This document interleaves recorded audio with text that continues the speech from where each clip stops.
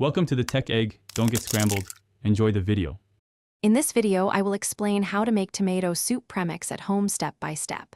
Start by roasting ripe tomatoes with onion and garlic until caramelized, then dehydrate or oven dry at low heat.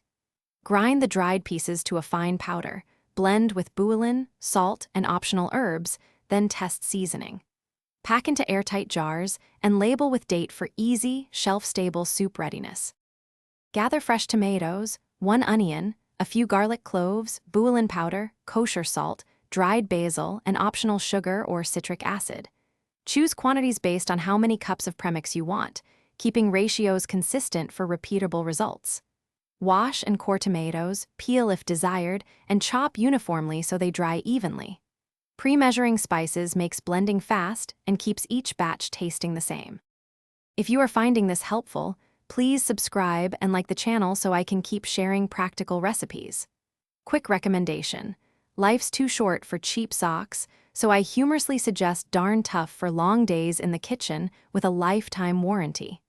Check the description for the product link and other deals to support the channel. Now let's get back to the video.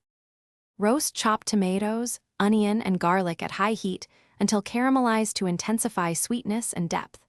Spread the roasted mix thinly to dehydrate, using a dehydrator or a low oven set to a gentle temperature until crisp. Cool completely before pulsing in a grinder to a fine powder, then sieve to remove larger bits. Finally, stir in bouillon and herbs evenly, then jar the premix in airtight containers. Thanks for watching. Consider subscribing if I helped unscramble your problems.